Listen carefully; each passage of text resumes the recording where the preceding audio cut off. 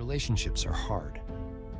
In today's me-first world of instant gratification, cancel culture, and no-fault divorce, it seems almost impossible to find a true love. Friendships fracture, families fight, and romances fizzle. Is finding a love that lasts simply a figment of the imagination? Could it be that love is being looked for in the wrong places? Rather than looking outward to others for a love that endures, we need to learn to live out a love that lasts. Love. Well, good morning again. You know, I was reading this story a few weeks ago about a husband and wife, or actually a bride and groom. They were about to get married, and so before the wedding, the groom met privately with the officiating pastor. There's just some things he wanted to make sure they understood between each other, and this is what he said. He says, when you get to the part where I'm supposed to promise love and honor and obey and be faithful to her forever, I'd appreciate it if you just leave that out. And about the time he said that, he kind of slid a $100 bill to the pastor and said, can you just leave that out? And so the big day came up, and they're sitting there at the altar, and it's time for the vows between the bride and the groom. And it got time to the point of those vows that the pastor is supposed to omit and leave that part out. And to the surprise of the groom, this is what the pastor said. Will you promise to prostrate yourself before her, obey her in every command and wish, serve her breakfast in bed every morning of your life, and swear eternally before God and your lovely wife that you will not ever look at another woman so long as you both shall live? And you can imagine that groom is sitting there at the front of the auditorium, all the family, all the friends are watching. He only had one response that he could say, and he said, I do. And after the wedding, he walked up to the pastor and said, I'm a little confused. Didn't we have agree? I gave that $100 bill. Didn't we have an agreement that you weren't going to say those things? Pastor reached into his pocket and handed him his $100 bill back and said, she made me a better offer. So, now, I don't know where you are today, and hopefully that wasn't an example. It was an illustration of your own wedding vows. But here's what I do know. When it comes to love, whether that's love between a husband and wife, a bride and groom, it's love between friends, it's love between family members. Here's what I do know. We are living in a society that there's oftentimes better offers. It might be better offers because someone looks younger and better looking over here. It could be they just promised more things over here. But if you're sitting in the room and hearing my voice, there's a good chance that you've been in some kind of relationship. Again, it could be a friendship. It could be a family relationship. It could be a marriage relationship. It could be a dating relationship where that love that you thought would last forever and ever and ever no longer lasts forever and ever and ever because one side of that relationship, it seems like, it feels like, it appears like, came up with a better offer. So if you're here today and you've been on, I would call the losing end of that relationship, you've come the perfect day. Because we began this new series a few weeks ago called Love, Finding a Love That Lasts. And what we're doing together is looking in Scripture and trying to figure out, regardless of what direction society is going, we are trying to find out how do we actually find a love that lasts. One that doesn't come their way, and one that just goes on and on and on. And we've been looking at a very famous, very well-known chapter in the Bible. It's 1 Corinthians chapter 13, and I want to read that to us again today. And here's what it says with the NIV version, 1 Corinthians chapter 13.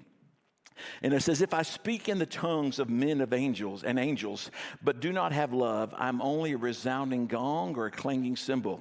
If I have the gift of prophecy and can fathom all mysteries and all knowledge, and if I have faith that can move mountains, but I do not have love, I am nothing. If I give all I possess to the poor, and I give over my body to hardships that I might boast, but I don't have love, I gain nothing. Love is patient, love is kind. It does not envy, it does not boast, it is not proud. It does not dishonor others, it is not self-seeking, it is not easily angered, it keeps no records of wrongs. Love doesn't delight in evil, but rejoices with the truth. It always protects, always trusts, always hopes, always perseveres.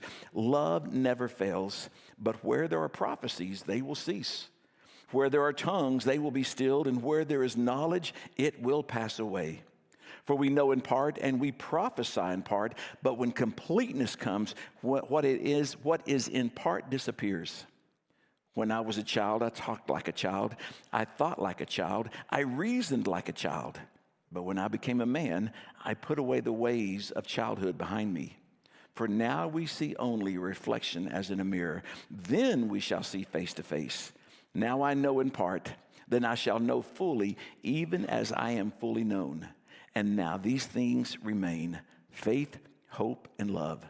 But the greatest of these is love.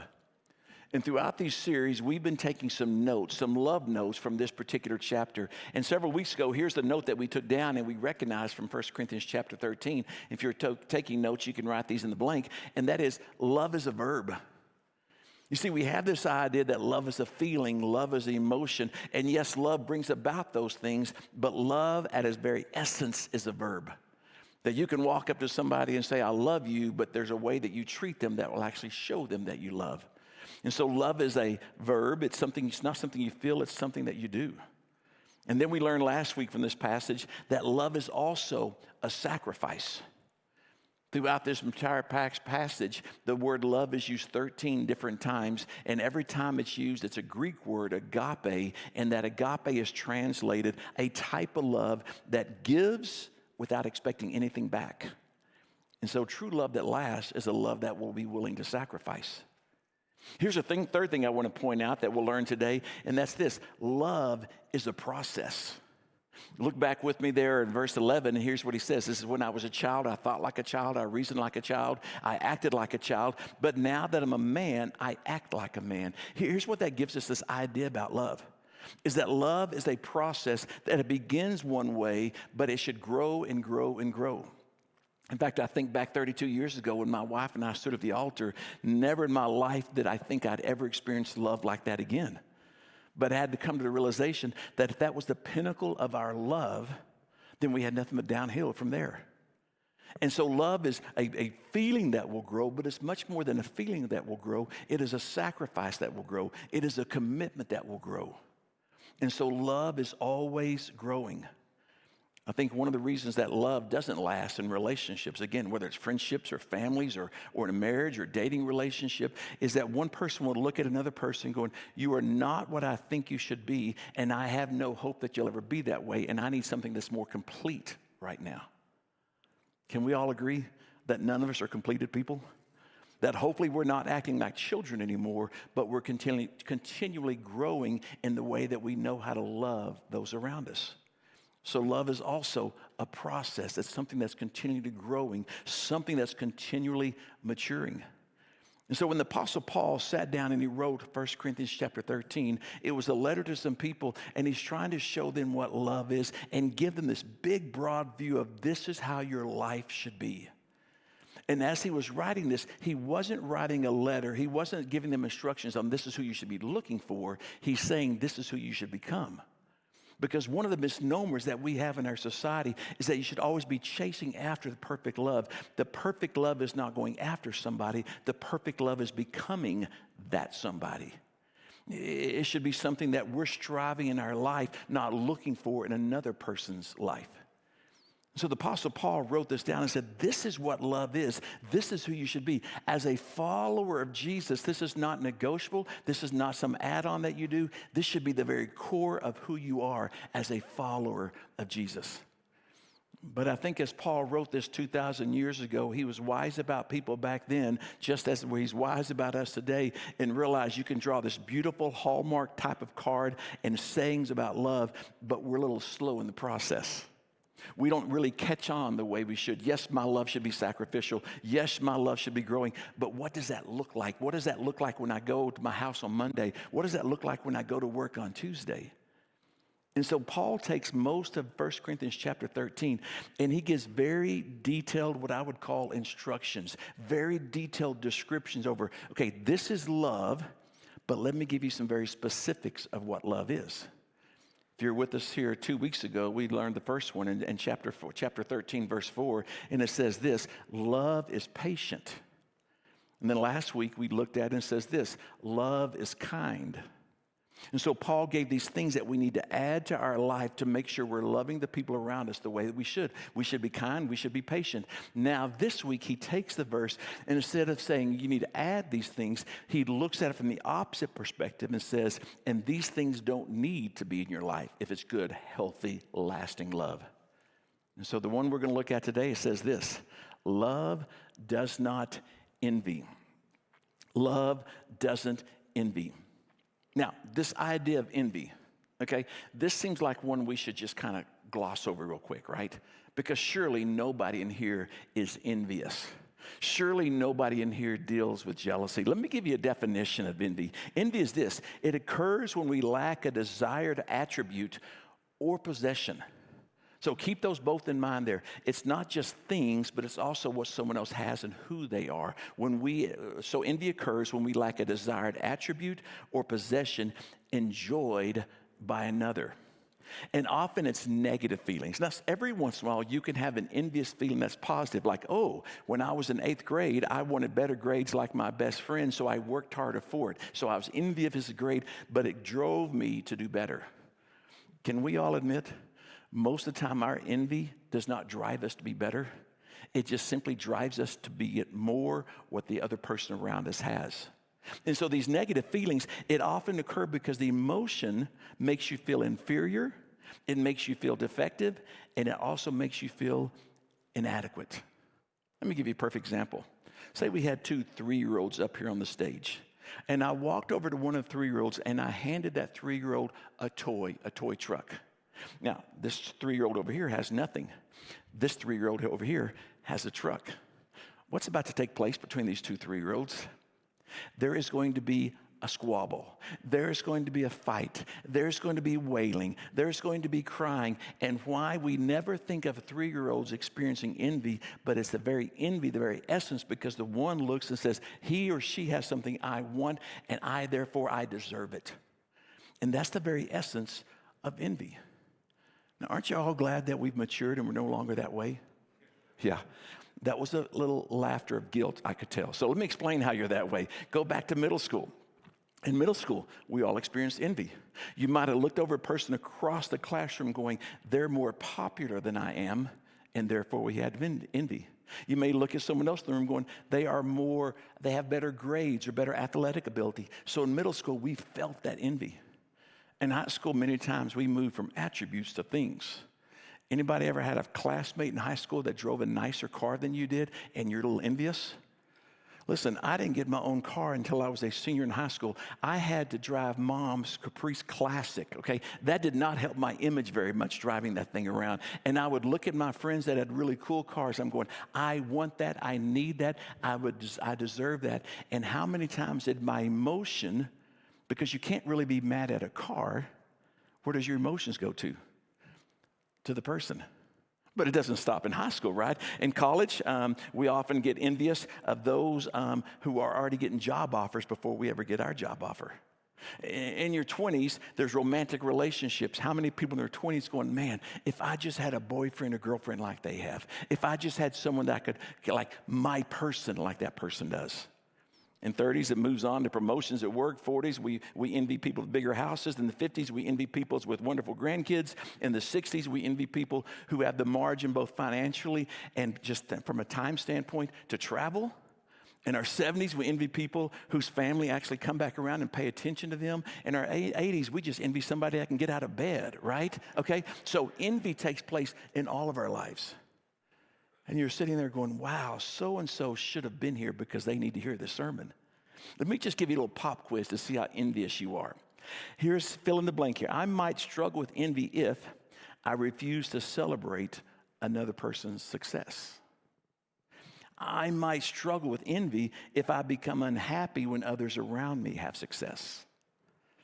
I might struggle with envy if I find joy when those around me experience setbacks or failures. I might struggle with envy if I frequently scrutinize or judge what other people are doing. I might struggle with envy if I regularly downplay or diminish the success of others. I might struggle with envy if I become upset when people compliment others' hard work.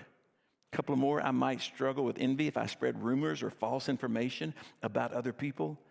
And lastly, I might struggle with envy if I attempt to copy or compete with the other person that I'm envious of. Did those fit anybody? Yeah, envy is this feeling, this emotion, this response that we get when we're 3 years old because our friend, our playmate has a toy that we want, and I'm not sure we ever truly overcome envy. And it's interesting in the book of James, and the book of James is a New Testament book, and it's often called the gospel in overalls. It's a very practical approach to what it means to follow Jesus. The writer James just tried to put it out there, like not theologically on the top shelf. He just tried to put it on the bottom shelf, going, our life should look this way. And here's what James said in James chapter 4, verse 1 through 3 about envy. He says, what is causing envy? What is causing quarrels and fights among you?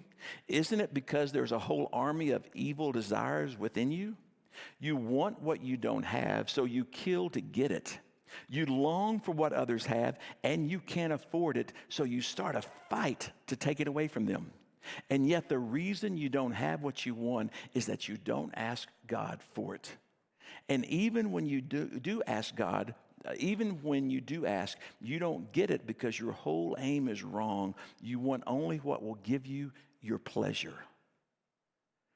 And so the writer of James is sitting there talking about is that envy is this thing, and he called it kills you. In fact, many say this, that envy is a silent killer of relationships. We may not be as overt as 2 3-year-olds fighting over a toy and that squabble and fight and cry and wail. We're a little bit more discreet, a little bit more grown up, a little bit more mature in the way we envy other people. Yet that thing that rages inside our soul can sometimes rise up and be so strong that it doesn't allow us to live joyfully and transparently with the people around us because we're so envious of what they have and what we don't have. And so it can be the silent killer. So here's what most people do to try to overcome this idea of envy. If I'm envious of you because you have a car that I wish I had, then I just go out and get that car. If I'm envious of you because your house is bigger than mine, then I just go out and get a bigger house. And so many people try to overcome this idea of envy of them rather than dealing with the root problem inside of you. They simply just try to go get the very thing they want. But here's the problem with that. You can always go get that very thing that you want, but the question is it ever enough? Go back with me in time a little bit. Remember the first mobile phones that came out? Remember those really sleek, nice mobile phones that came out many, many years ago? Okay, they were about that size. Many of you remember those, and only a select few people got them. I'll never forget the first time my friend got one. He brought it out, and it was the block. That's what we called it, the block phone. And it was the coolest thing because he could walk away from the house. He could walk away from the cord. He could carry it in his car, and he would have that phone. And we're thinking, everybody's got to have that phone. Until what? A few years later, a new generation of phones came out. And you remember the Razor phone? The Razor phone was that flip phone. I think it's right there. You could flip it open, and it was small. It could fit in your pocket. And you're going, I got to get rid of the block phone because I got to have me a Razor phone. My life will not be complete unless I get the Razor phone. Remember the Razor phone? You could actually text on that thing, but remember how you used to text? If you wanted to see, you had to go the one and hit it 1, 2, 3 times, and you would have to do the whole thing. We got good at that. Going, this is the best thing in the whole wide world. Until the next version came out. Remember this version right here? Oh yeah, everybody had to have one of those. Got your own keypad on that thing. You could actually sometimes look up on the internet something, but it was so slow it would take you 2 days to reach the internet on your BlackBerry phone. But it was a thing that everybody had to have. You know, you went from the block phone, and I was envious, and I had to get the Razor phone, and I'm envious, and I got to get the BlackBerry. And then what finally came out? The trusted old iPhone. And the iPhone has never been enough because why? There's always another one coming out. And you look at it and going, I got to have that. I got to have the new iPhone because my iPhone only has 1,600 pixels when it takes pictures. I need 75,000 pixels when I take a picture. I got to have it. Are you with me? I don't share this with you to give you a history of the cell phone. I share this with you to get a picture of you and I. Because we all try to overcome this idea of envy, going, this is not a good thing. Scripture says, if I have love, I don't have envy. And we try to overcome it by simply getting the very thing that we want. But we need to realize the very thing that we want will never, ever, ever be enough. In fact, Proverbs chapter 14, verse 30 says this, a heart at peace gives life to the body, but envy rots the bones. Can I just read that one to you again? A heart at peace gives life to the body, but envy rots the bones. So go get the newest, best, whatever you want, but the envy is still inside of us, and we're still really rotting from the inside out. And so here's the question. If Apostle Paul is writing in 1 Corinthians chapter 13, and he's trying to show us in ourselves, how do we create a love that lasts? And one of the specifics in a love that lasts is that we're not envious. How do we overcome this envy that's in every single one of us? So let me just give you 4 ways Scripture points out to us, 4 ways that we can be moving towards overcoming envy in our own life. And here's the first one. The first one is stop comparing yourself to others. If you're taking notes, you can write that one down. Stop comparing yourselves to others.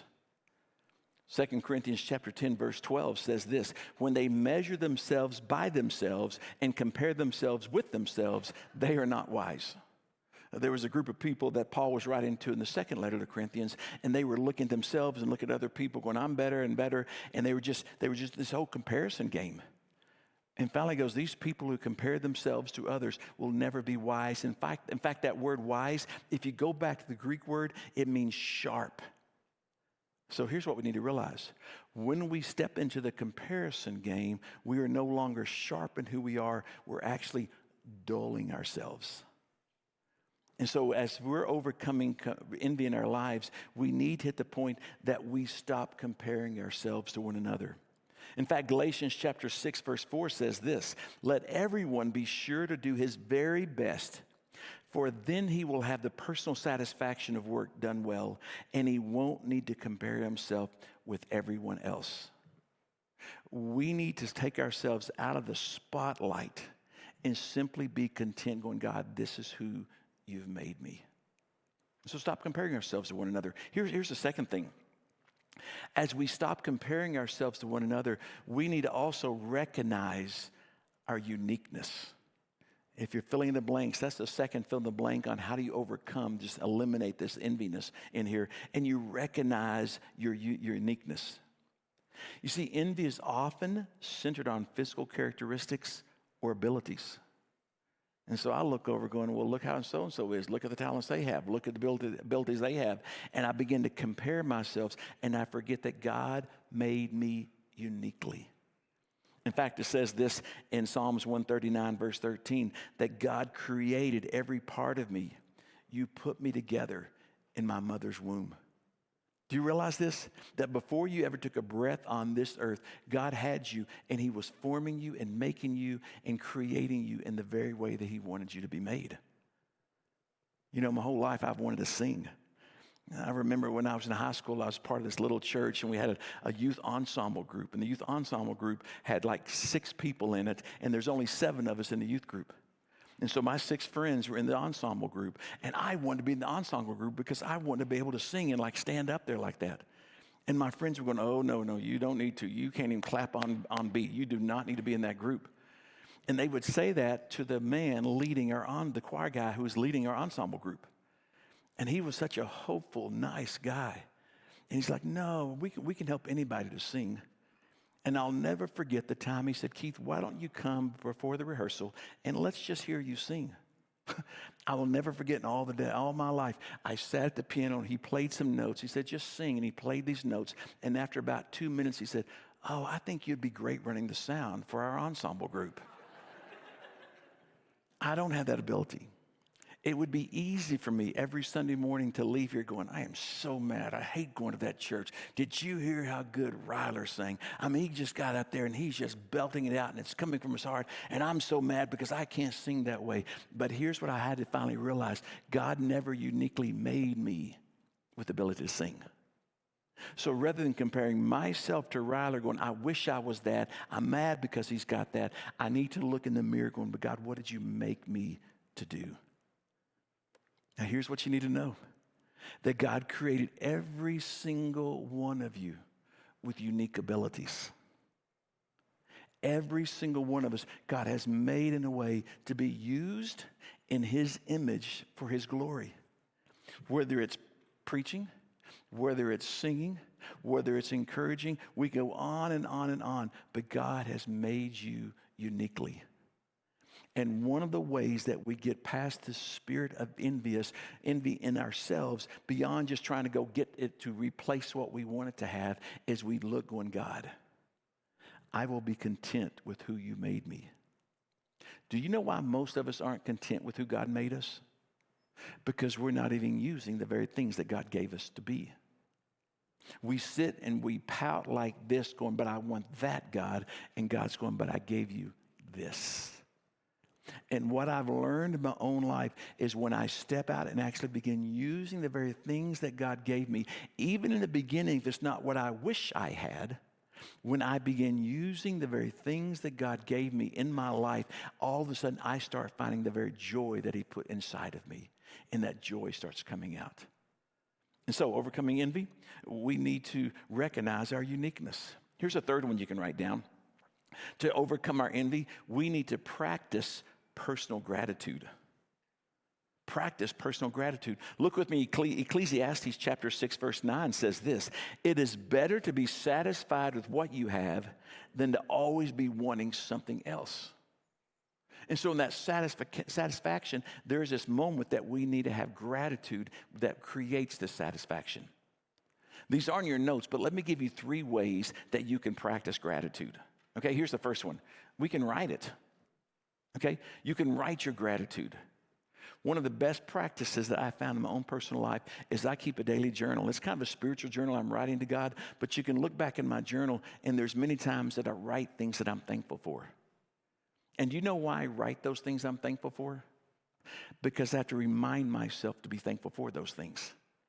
I don't wake up every morning going, oh my goodness, this day is great. God, thank you for this, and thank you for this, and thank you for this. Sometimes it just overflows, but sometimes I have to write things of gratitude, have to write out things I'm thankful for it to get inside my head so it will get inside my heart. And so how do you practice gratitude so we'll have this attitude of personal gratitude? You write it down. Here's the second way. Sometimes you just need to say it. Did you know this, that research shows that expressing gratitude verbally can actually strengthen relationships? Denise and I were having a conversation a few weeks ago, and this was Denise's conversation to me. She goes, Keith, you don't say you're thankful. You don't thank me for things very much anymore. You know what went through my mind? Well, we've been married 32 years. Don't you know about now? But I realized what she was saying is that she needs to hear it. She needs to be reminded of my gratitude, of things that she does and who she is in my life. So I had 2 choices. I could get over it. Okay, I told you thank you when we got married, and it's 32 years later and it's going to be fine. Or I can look at the needs of my wife and begin addressing her needs and saying thank you. Now, I did tell her, honey, I've been out of practice for a long time. You got to give me some time here. And I realized if at some point I start practicing and get better, how's that going to help her in our relationship? But let me take it one step further. What if we had never had that conversation? What if she would have never said, I need you to say thank you. I need to express gratitude. And what if, by some miracle of God, I recognize it on my own and I just begin saying it on my own? How much more powerful would it be? You see, people need to hear thank you. And so one of the ways that we can begin to train ourselves and step into this attitude of gratitude is by actually saying it. Let me give you the third one. Sometimes we need to write it. Sometimes we need to say it. Now, this one sounds a little crazy, but listen to me. Sometimes we just need to do it. Now, here's what I mean by that. Sometimes we just need to do it. Can I tell you how to begin to step with gratitude? Smile. Have you ever gone to Walmart or some retail store and you're thinking, this person who's checking me out doesn't even know I exist? That we've lost the conversation, we've lost the connection with the checkout people with who you're going. And I find myself getting angrier and angrier and angrier, going, it's your job to be nice to me. It's your job to say how you're doing to me. And then I realize there is zero gratitude in me for the job they're doing for me. So the next time I go, I could say, hey, I just want you to know I am so thankful for you. You haven't talked to me the whole time. You're not looking at me the whole time. And I'm not even sure you care that I'm here, but I just want to say I'm thankful for you. Do you think that's going to happen? Probably not. But you know how I could start? Smile at them. You don't know what they went through. I don't know what they went through on their way to work. You don't know if this is the beginning of the shift or the end of the shift. We don't even know this could be the second job they're at for the day. But gratitude, if we begin doing something physically and just smiling. There's sometimes on Sunday mornings when we're worshiping, and I'll be over there, and many times I worship, I will sing, but many times when I worship, I may raise my hand. And there's sometimes I feel it, but there's sometimes I may not feel as much gratitude, but I know if I don't get my body moving, what my heart's going, it'll never get there. And so many times just physical action can actually help us express this attitude of gratitude. And then when we begin being more grateful for things, when we begin expressing that gratitude, the envy will go away because our focus is on ourselves and what we have and not on what someone else has that we want. Let me give you the last one. The last one is this. Refocus your perspective. If we're trying to figure out in our own lives, how do we get past this enviness? How do we stop focusing on what someone else has that I think I deserve or that I think I want? We do it by refocusing our perspective. I wrote this down. Envy begins with the eyes. It works its way to our minds. Then it settles in our heart. Let me read that again. Envy begins with the eyes, works its way to our minds, and then settles in our heart. When I was a kid, many of you may remember this, there was a catalog that came out every year about this time. What was it? It was the Christmas catalog by Sears or J.C. Penney's. But I remember we would look in my family every year. We couldn't wait till that Christmas catalog came in because it had pages and pages and pages and pages and pages and more pages of all the toys that we wanted for Christmas. Now, I want you to know that I have matured beyond that. I don't wait for the catalog to come in, and I don't even have to wait for a certain day because I can pull out my phone and I can look on social media of all the things I want, all the places I want to go, and all the people I wish I was like. But here's what happens. Our focus gets locked just as a little kid looking at that Christmas catalog, looking on social media, whatever media element you look at, we look at it going, why don't I have, why don't I have, why don't I have? And those images and those thoughts and those things stick in our minds so much, they become louder and louder and louder and louder. And so we have the wrong focus. And what our focus should be is not on the things of this world, but a person of God. In fact, let me read for you the verse Colossians chapter 3, verse 2. It says, set your minds on things above, not on earthly things. One of the reasons that you and I struggle with envy so much, I look at the world and I value the things of the world more than I value the things of God. That somehow I have this idea that my permanent residence is in this world. But the Bible says as followers of Jesus, we are nothing more than visitors and guests of this world. Yet we stay in this world and we want and we want and we want and we want and we want. And it's like we're trying to fill up this giant U-Haul that we can take to our permanent residence in heaven. You know this, I've done a lot of funerals. But I've never seen one U-Haul following a hearse, taking that person to their grave. Because we can't take those things with us. Now, are things wrong? Absolutely not. The Bible says this, that God is the giver of good gifts. But when the gifts of this world become a priority over God himself, then we've got things out of perspective and we need to refocus. And so I believe with all my heart that the fourth way may be the foundational way that we refocus and how we take our minds off this world is we just need to put it on God himself. I'm going to ask the band to come up here. And as they're coming up here, I've shared this with you several times before in the past. But one of the ways for me personally that I refocus is I've got to make sure I'm spending time with God every single day. Because if I'm not spending time with him every single day, then my focus is on all the other things. And it seems like for me, 5, 10, 15 minutes a day allows God to move my eyes from the things of this world to him. I may leave my house. I may still see 15 other things out there I want, or see somebody I'm around. I wish I was like that. It doesn't take it away forever. But by refocusing my attention, by refocusing my perspective on him, it gets it off this stuff. And so, church, here's my prayer, is that you and I would do more than overcome our envy, but it would be a peace in us learning to love people in the way God intended us to love people. That we would learn to put ourselves aside and put others out front. But even more than that, that we would learn to put him above all things. And in that, he gets in our heart and he begins restructuring us. He begins reforming us, and that we become more patient. We become more kind. We become less envious because our love is being created anew in us by him. Will you pray with me? Father, thank you for your word. Thank you that your word is real. And God, we would all confess in here that none of us have a perfect love.